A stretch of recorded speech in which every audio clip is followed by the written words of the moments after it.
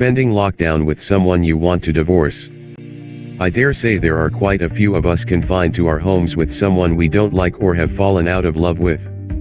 This may be because they've had an affair or because something's changed and they're not the person we met and fell in love with. Or over time there may have been a slow erosion of feelings and we've finally decided it's over, but COVID-19 means it's impossible to issue divorce papers. We can't relocate, so we're forced to spend lockdown together.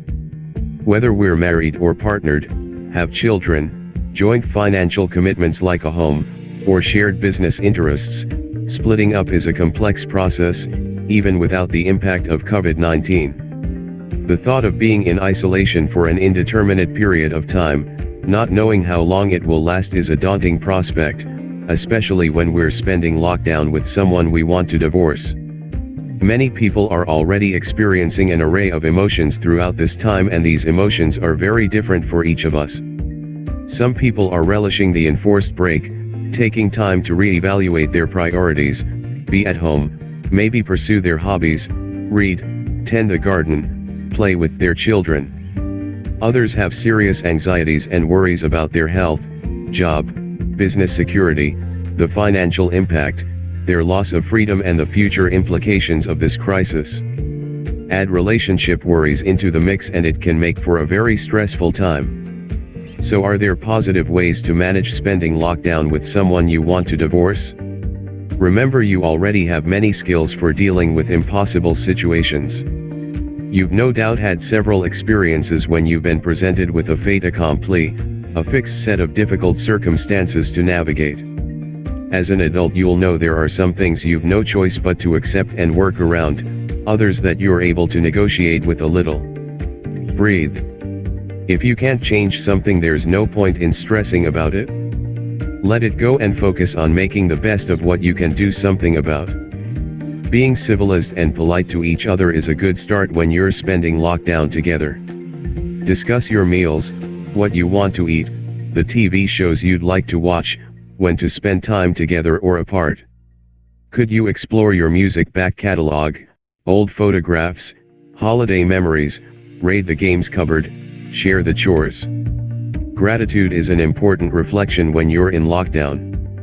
Appreciating your shared story, how far you've come, the personal development that's occurred as a consequence of your relationship. You may have grown up together or survived several tough times. Being grateful can reconnect you with your roots and core values, remind you of what was important before life, ambition, and success got in the way. Allow yourself to laugh together. Maybe cooking mishaps or clumsy DIY attempts could be a source of amusement. Affectionate humor is a positive way to manage stress and retain a more lighthearted approach when you're spending lockdown together. If children are at home, agree to keep the atmosphere pleasant for them. You may want to divorce, but you're both still their parents. COVID-19 is confusing enough for children, no need to complicate things further. Take turns and alternate lesson time, so giving each other a little space for personal time. Don't overthink bedtime. Whether you're sleeping together or apart, being intimate or not, these are unprecedented times. If you decide to be intimate, agree that these are exceptional circumstances, and as long as you're both consenting adults, it could well be an acceptable temporary arrangement. Appreciate that lockdown could provide a good time to talk.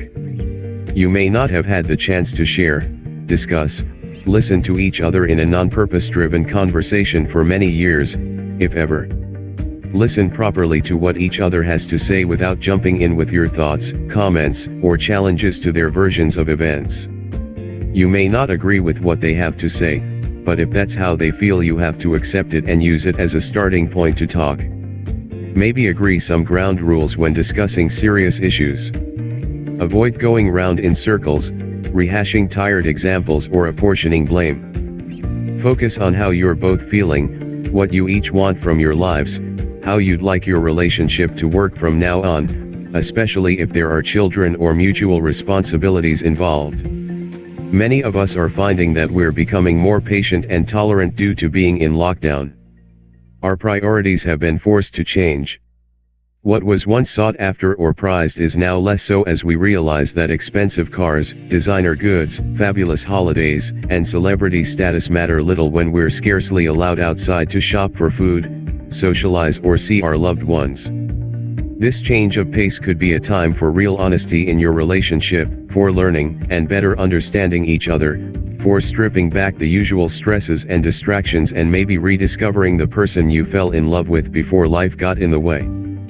For some of us, it may even provide the opportunity to see attractive qualities in each other we've not seen before, or to reconnect and appreciate how special our relationship could perhaps be once again. If we're prepared to make the effort and work with our relationship, we may even find ourselves asking if we still want that divorce. But if you do decide to continue divorcing, hopefully this time together will have helped ease the process into being more amicable and respectful. After all, you did love each other once.